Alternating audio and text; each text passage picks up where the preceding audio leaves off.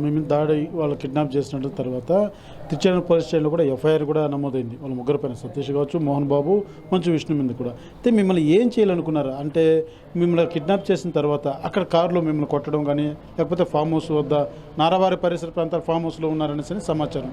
అది ఎంతవరకు వస్తుంది? అయితే మిమ్మల్ని అక్కడ ఏం చేశారు? బంధించి మిమ్మల్ని సమాచారం మాత్రమే అడిగారు, మీ మీద దాడి చేశారు? మా మీద దాడి చేశారు, కారులో వెళ్ళేటప్పుడు దాడి చేశారు. సమాచారం తీసుకున్న తర్వాత, వాస్తవాలు వాళ్ళకి తెలుసుకున్న తర్వాత వాళ్ళు మమ్మల్ని మీద దాడి చేయలేదు. ఆ పెద్ద మనిషి ఎవరైతే వచ్చారో అతను అర్థం చేసుకొని ఎవరు కొట్టొద్దని చెప్పేసి అతను వెళ్ళిపోయాడు. సైలెంట్ కింద ఫామ్ హౌస్ అయితే కాదు, నిర్మానుషమైన అడవి. దాని తర్వాత రెండో ప్లేస్కి వెళ్ళేటప్పుడు చిన్న ఇల్లు మాదిరి ఉంది, దాంట్లో పెట్టాలని ట్రై చేశారు. ఆ గేట్ తెరుచుకోలేదు.